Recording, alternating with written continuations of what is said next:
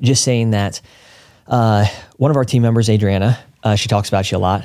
My wife has shared about you. So like I've heard about you repeatedly in like our own marketing meetings. It's like, well, Bonnie Christine, you know, and you know, I mean like that's great and all. But to finally sit down with you at this conference has been a real gift.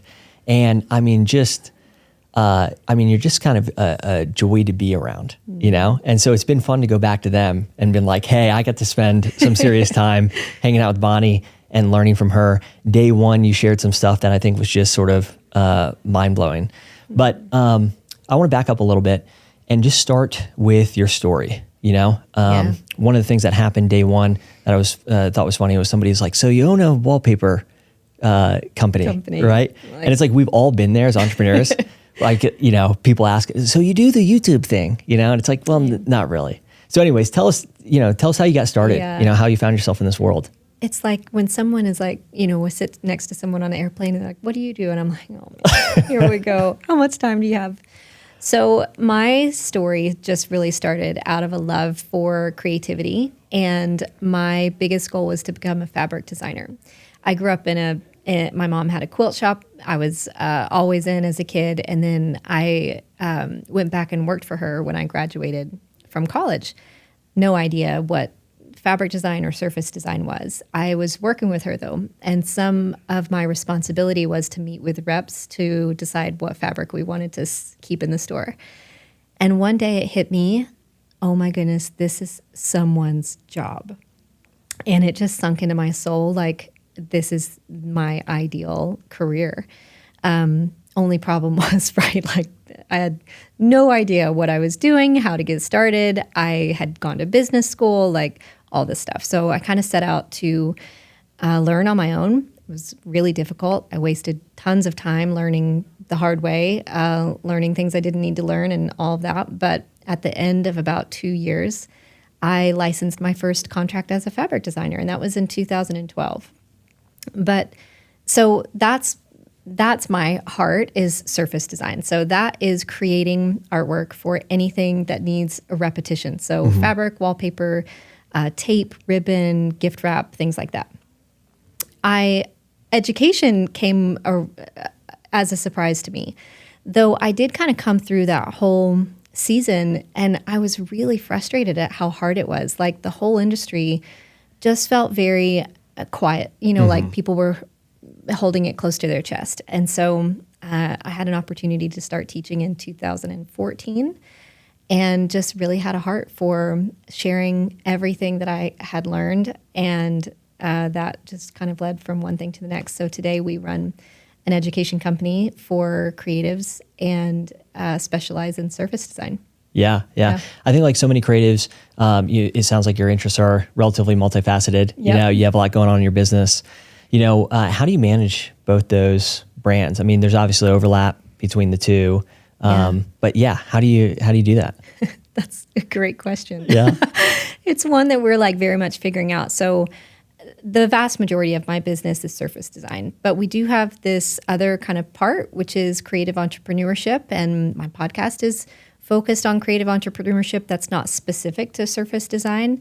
And so there are kind of like these two sides to the business. And it's a topic that the team talks about all the time is how do they go together? How do they really work well together? And then when do we need to kind of separate? And so I would say that's something that we're kind of in the messy middle of right now. Yeah. And it's kind of new to us, but my heart is there for both of them.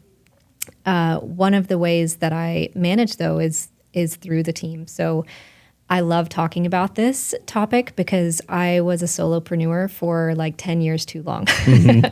And so I started building a team in 2019 and there's 12 of us today. And it's just the wildest, most beautiful part of what I get to do is have these women come alongside me and do it alongside me. And we all just have this huge heart for, our heart number one focus is to allow creatives to make a living doing something that they love. And that just means we get to show up to work every day, and dive in and love what we do and love hearing what it means to people. Yeah. And I love that even though you don't have it totally figured out how these things, coexist, that you're just doing it. I think that's like Yeah, that's like half the battle, right? It's Yeah. just like maybe not waiting until you feel like, Yeah. you're totally ready.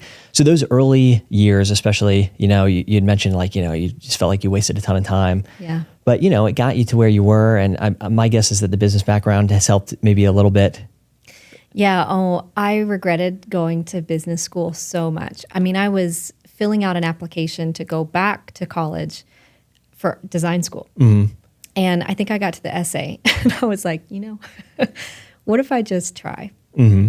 And I will never forget this time. I walked into a fine art gallery, and I was lamenting to the man who owned it, kind of that I wish that I would have gone to art school. And he said, "Yeah, but you could be the best artist in the world, and if you don't know how to market your work, you'll never be successful." Mm. And that just immediately kind of turned my thinking around. And I actually love that. I think the opposite is true as well. Like maybe you're not the best artist in the world, but if you know how to grow and build a business, you'll be successful as well. And so I just really embraced that part of it, and I'm so glad that I did. Yeah, yeah. I think it's interesting. I feel like God really doesn't waste anything along the way, Sometimes you think, this doesn't make sense. And then all of a sudden you're like, I see what you did there. Yeah. Yeah, absolutely. Well, thinking back along your journey, what are some of the things, like if you go back in time and you say, okay, Bonnie, these are the things you need to focus on in order to build your business. Mm-hmm. What would some of those things be? Lots of things that I waited way too long to do. Yeah. One would definitely be to get help in the business as soon as I possibly could. Mm-hmm. I just waited way too long. We kind of already covered that one, but as soon as you can start focusing on doing only the things that you can do, your business will grow much faster if you can kind of hang out in that zone of genius, if you will. The second one would be grow my email list. So I started my business in 2009. In 2017, that's 8 years. Yeah. I had 4,500 people on my newsletter list with a 6% open rate, Davey. Wow. Mm-hmm. Wow. Yes, I did. Okay. And that was just collected from some subscribe in my, they were just cold. They didn't know who I was, right? And I was just coming out of having a couple of children. I remember feeling like the whole world had passed me by because I kept hearing about this email list thing. I didn't have time to wrap my head around it. And I kind of came out of that ready to hit the ground running in late 2017. In 6 months, I doubled my list to 8,000, and I got my open rate to 62%. Yeah. And ever since, I've doubled my list every year. And that's kind of my secret.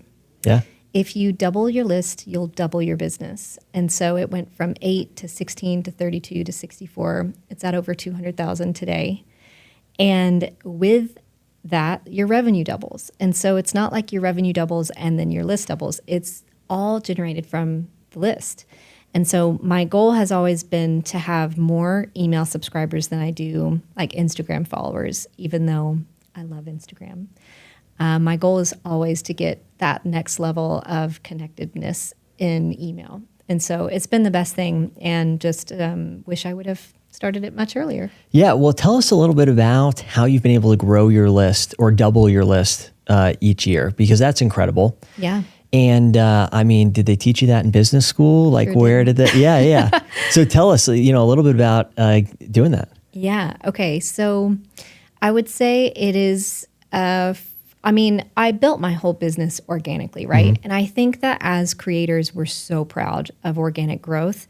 And at some point, there's this line to where we're negative about non-organic growth, mm-hmm. but I have a different perspective. I think organic growth validates that you're doing something well, right? You figured it out. You have a solution to a problem people have, and they're happy with it, right? Mm-hmm. So organic growth is a great validator of your idea. As soon as you have that, you need to pour fuel on the fire. And so that's really where all the growth not all the growth, but I would probably say 80% of the growth is from paid traffic. And I remember reading something in a book called I think it was In Your Best Year by Lisa Jacobs, who full circle is now my COO. Wow. And Lisa said, if you have something that you want more eyes on, you can get them. All you have to do is pay for them. And that was just like the littlest moment for me. And so we just started what we had that was already working. We just started to bring more people to it. Yeah. And I think what a gift it is to be able to do paid traffic today, because it wasn't that long ago where we were doing one to many, right? So you were buying a billboard or a magazine ad or like a commercial or a newspaper ad and hoping that maybe 1% of people might be interested. And today we get to target the exact perfect person. And so I'm just not mad about algorithm and all of that stuff. I think we live in such an incredible time where we can get more eyes of the right eyes on what we're doing. And I love it both ways. I love it for my business. I also love that what I see is like the things that are, relevant to me as well. I think it's such a cool time. Yeah, absolutely. And music to my ears as a former agency owner, right. So big believer in paid advertising, and the power of that. I want to ask you too about like kind of this deepening connectedness, right? You have your list. It's growing by double each year. There's obviously a ton of value in that. One of the things I also admire about you is that, like if somebody sends you a DM on Instagram, it's you, like me. You're responding to people. Tell us a little bit about how you've been using Instagram to build your business. Yeah. Instagram, to be honest, I had fallen out of love with Instagram. Yeah. Instagram is fun and beautiful and also so much work. Mm-hmm. And so we have this thing we say in the business all the time, is the juice worth the squeeze? And it was like, really, I don't know if the juice was worth the squeeze, because we were squeezing a lot for a little bit of juice, meaning tons of time going into content creation for something that, is here in a moment and gone in the next. And so we've really had to step back and think about what is our mission. It's such a beautiful way to like spread the word and about what you're doing, and a beautiful way to connect. But how do you really make it work for your business? And so part of what we've been doing is using direct messages to talk to people. What a concept. Yeah. Right? Crazy. Like for a couple of years, not that I was frustrated by DMs, but it was just another thing to like make sure we were keeping up on. Mm-hmm. And now we're using DMs in a way where I can really say like, where are you in your business? Let's see if I have anything that can help you. And so we have, you can imagine like an ascension model where we've got a ton of free stuff and some low cost, mid cost, and high cost options that also kind of travel up in the amount of like transformation that you're looking for. And so just through conversation, I can start recommending and plugging people into exactly what they might need in my business and how I can genuinely help. And it's just been the most fun thing, because as you can imagine, as you grow, I think as the founder or the visionary, you get further and further away from that kind of frontline direct conversation. And that's really why we all started our business. Like we love it. It just is at some point, it's not possible to be the one answering everything. And so for me, I started thinking about Instagram and DM as like my personal way to have that direct communication with my people. Yeah. And it's been really beautiful, like beautiful conversations, so fun to hear about where people are, the insane like success stories that come in. It's just been really fun. Yeah. One thing, to wrap up here, I want to ask you about is just generally your perspective. Mm-hmm. Even in talking about Instagram, you're talking about how, Instagram lost its fun. You're not the only person I've heard that from, right? I mean, I think that's something that all of us have experienced. Mm-hmm. But as you talk, you talk about, the gift in this and, making Instagram fun again and looking to connect deeper with people. Where does that perspective come from, Yeah. Well, our heart is very much in making someone, we have this we have all these values that we run our business by. And one of them is, how do we want someone to feel after they interact with us in any capacity? Whether it's read an Instagram post or DM us or send us an email. And we always want to leave them feeling better than they did when they came.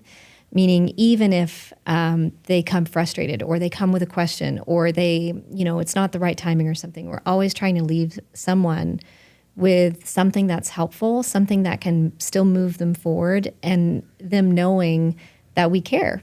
We're not just in this for the business. We're absolutely in this for the transformation. And so our heart is really focused on seeing the creative really lean into their, like, creating the beauty that they want to see come alive in the world, and then also being able to make their financial goals and their time freedom goals successful from their work as well. Yeah. There are so many things that I would like to ask you about. And so at some point, we're going to have to make that happen, Okay. So, but just to close here, I think one of the things that I really appreciate about you is that you can build this business at scale and also be genuine and authentically, connect with people and live out your values. And that has been a real gift to me, an encouragement to me at this conference. So thank you so much for that. Thank you so much, Davey.